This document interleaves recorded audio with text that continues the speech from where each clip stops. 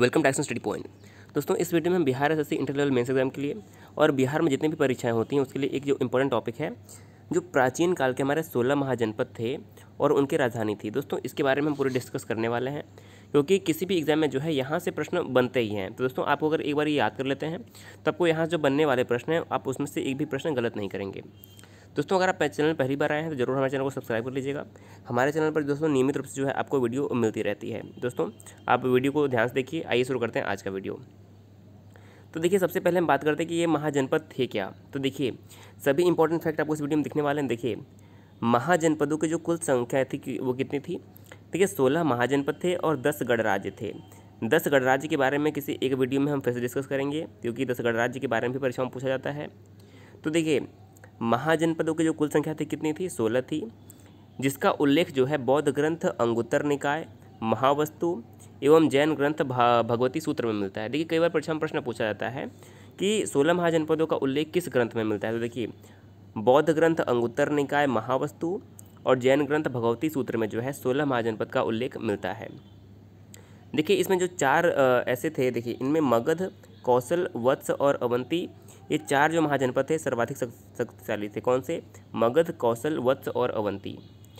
देखिए, 16 महाजनपदों में अस्मक ही एक ऐसा जनपद था जो दक्षिणी भारत में गोदावरी नदी के किनारे पर स्थित था। कहाँ था? अस्मक दक्षिण भारत में गोदावरी नदी के तट पर स्थित था।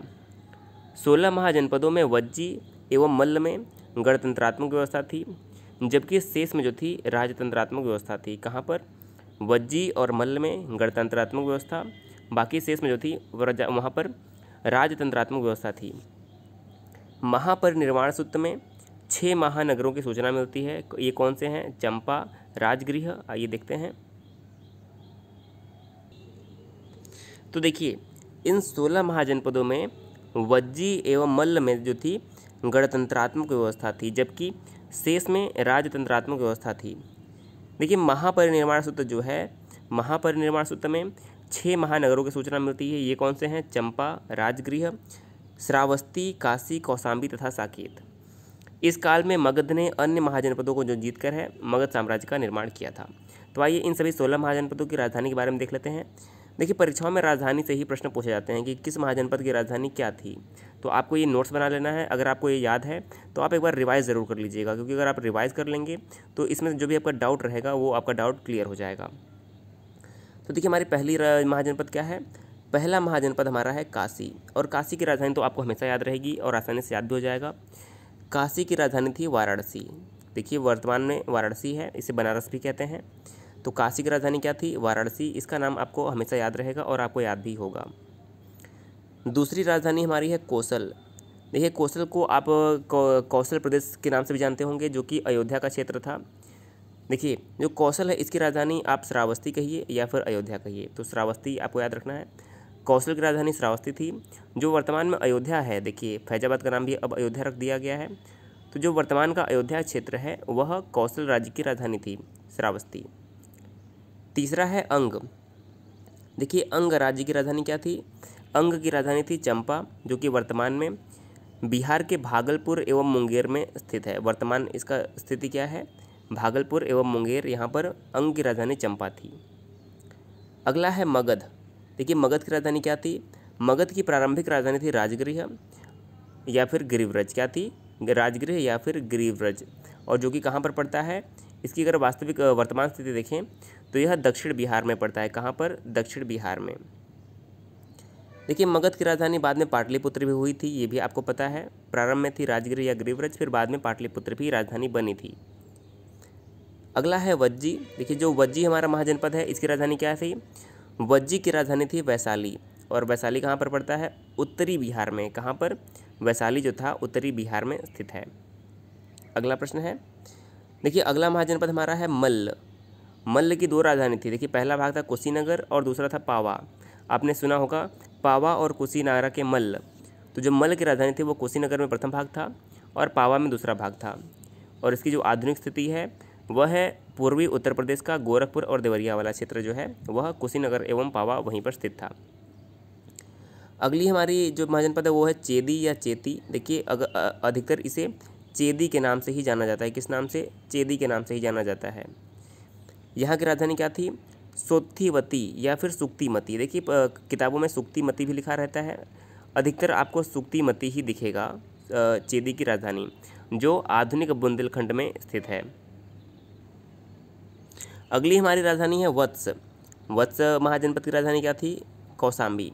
और कौशाम्बी वर्तमान के इलाहाबाद एवं बांदा के समीप, यानी कि वर्तमान का जो इलाहाबाद एवं बांदा का क्षेत्र है वो कौशाम्बी था वहाँ पर।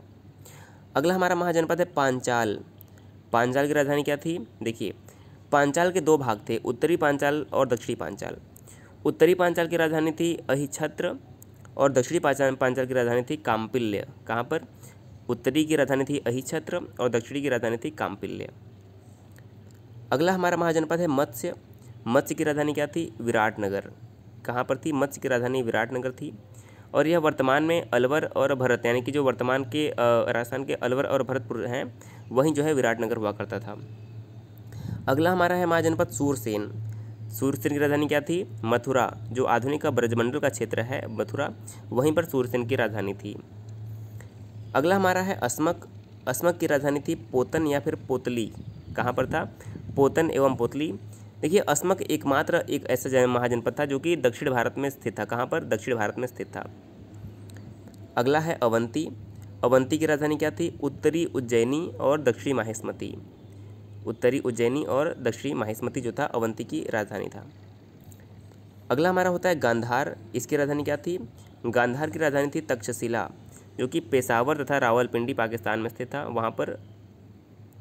अगला हमारा है कंबोज। यहाँ की राजधानी थी राजपुर हाटक, जो कि कश्मीर में स्थित था। और हमारा अंतिम 16वां जो महाजनपद है वो है कुरु। कुरु की राजधानी क्या है? इंद्रप्रस्थ। आपने नाम सुना होगा। यह वर्तमान का जो मेरठ और दक्षिण पूर्व का हरियाणा का जो क्षेत्र है वहीं पर स्थित था इंद्रप्रस्थ। दोस्तों जो वैशाली का लिच्छवी गणराज्य है यह विश्व का प्रथम गणतंत्र राज्य माना जाता है। यह प्रश्न कई बार परीक्षा में पूछा गया है।